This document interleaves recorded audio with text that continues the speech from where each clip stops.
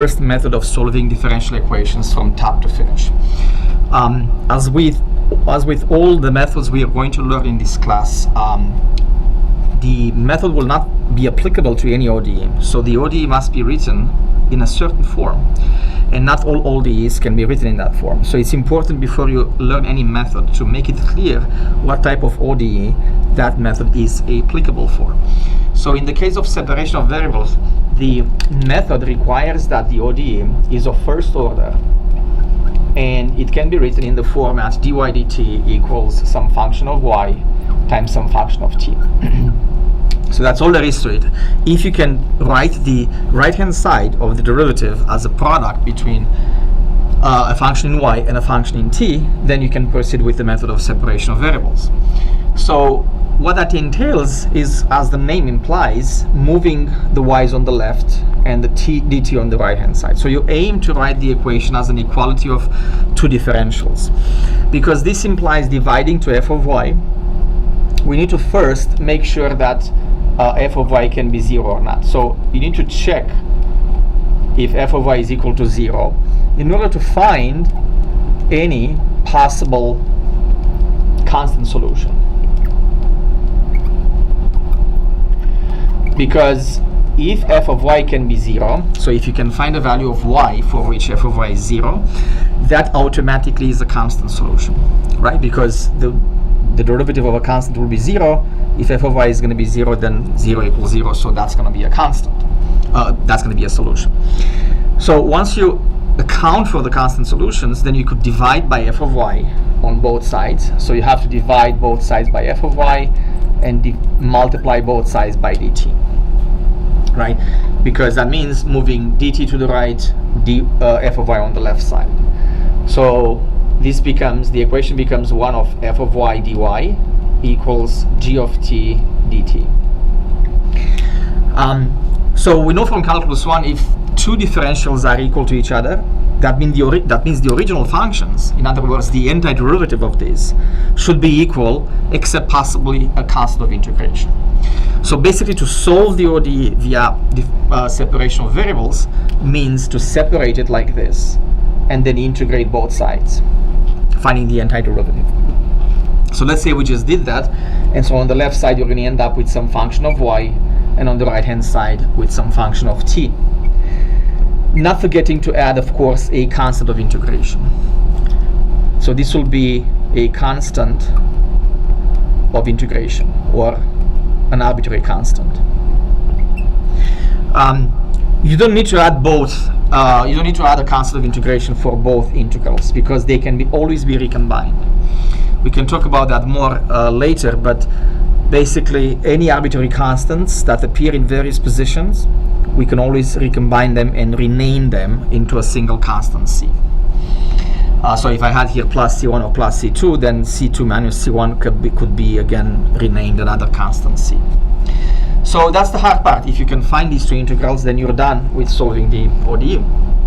And then later on, you could also find y by itself if possible. So find y if possible. So I mean, when you write it down like this, and sometimes it's not possible to get y by itself, but if it is possible, you should get y by itself, because remember, that's the ideal goal, to actually find y of t from the ODE. So let's actually come up with an example, and then we're gonna again focus more on renaming the constants later, and some shortcuts that you may have to take into account at some point. So suppose, for instance, that you want to solve dy dt equals t over y plus t squared over y. So one thing that you need to keep in mind, one important thing, is that often you may have to do some algebra steps before you decide whether your equation is separable or not. Because not all equations are separable. In fact, let me actually come up with an example right away here. Let's say y prime is equal to t plus y, or y prime equals sine of t plus y. All of these are not separable, because no matter what you do, you cannot actually factor the right hand side into a product in y and t. It has to be a product, not a summation or anything like that. So not any ODE can be solved by separation, and this is an example of an equation which is not separable. This, on the other hand, may seem like it's not separable, but if you look carefully, I can pull out 1 over y, and then it's clear now that the equation can be written as a function in y times a function in t. So you may have to proceed with some algebra steps to figure out whether it's separable or not. And if it is, then you may have to do some algebra steps in order to separate it like this. Note is also that 1 over y cannot be 0, so I don't have to worry about constant solutions, right? So then we could just move the y on the left, which in this case means multiplying by y both sides, or dividing by 1 over y, right? But that means multiplication by y. And then multiply by dt to the right hand side, and so now my equation is in the form I want before the integral. So y dy equals t plus t squared dt.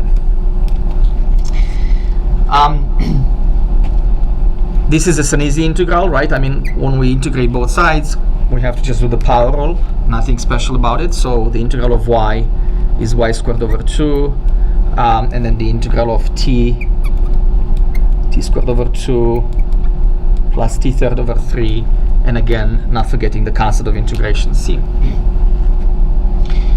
So we could get y by itself, as I mentioned before. First, we could multiply by 2, and that means y squared is t squared plus 2 over 3 t third plus 2c. So once again, get used to renotation whenever it's applicable. So for example, here c is an arbitrary constant, 2c is also an arbitrary constant. So you could rename it c. You don't have to use a different letter, just rename it another constant c. This is strictly for aesthetic purposes, basically. I mean, you just want to make the solution look a little bit nicer. There's no point in keeping 2c. You can absorb that 2 into your new constant of integration c. And then finally, when you get y by itself, the solution is plus minus radical of t squared plus 2 over 3 t to the power 3 plus that constant of integration c. So this is the general solution. As with all problems, remember, if you have an initial condition, you could solve for it right at the end of the problem. So let's say in the beginning you had, in fact, let's put it here. Let's say this was an initial value problem. So let's say y of 0 was given to be minus 2. Whatever is specified as an initial condition, remember, you always deal with it at the end once you find the full solution in order to find c. So in this case, by the way, you could actually find that constant c at any stage right after the integral step. So for example, I can plug in the initial condition right here to find c. So for instance, y of 0 minus 2 means minus 2 squared equals 0 squared plus 2 over 3, 0 to the power 3 plus a constant c, which gives me c equals 4. One important remark is when you write your solution now, when you plug in c back into y, you ought to take the minus branch, the negative branch of the radical, because y of 0 is negative. So you always get a unique solution for any initial value problem, and the initial condition dictates precisely what the solution is. So plus minus, you're going to take the one with minus because of the negative initial condition, minus t squared plus 2 over 3 t to the power 3 plus your constant 4 that you just found. And that's the solution of the initial value problem. If it's present, again, if you don't have an initial condition, then you stop here. One other example I want to go over now, and I want to emphasize this time another typical shortcut that you're going to do with that constant of integration, which ties up to the second part of the lecture when we're going to talk about the exponential ODE and differential equation, that it's simple but very important for the rest of the class. So here's another example. Let's say dy dt equals, let's say y times t times let's do a trigonometric function, t times cosine of t squared. Again, when we separate it, we have 1 over y dy. By the way, y equals 0 is a solution, is one of the constant solution. Right? We can set y equals 0, and that's obviously a solution of the ODE.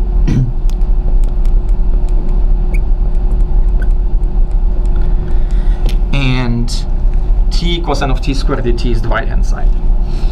Now when we integrate both sides, notice that here we're going to need to use substitution.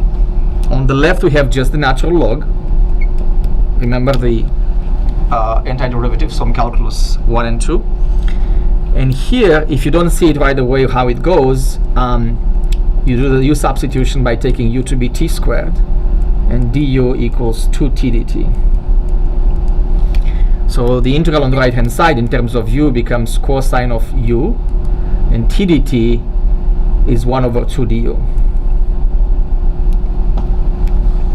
And this is just 1 over 2 sine of u, right? So the integral of cosine is sine. Or in terms of t, 1 over 2 sine of t squared plus a constant c.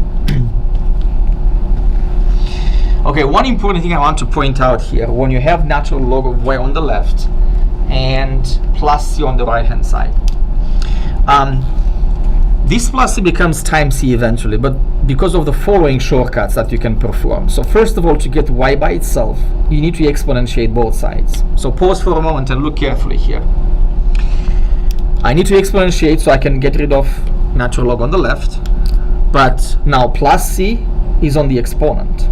So that means the absolute value of y can be written as e to the c, e to the sine of t squared divided by 2.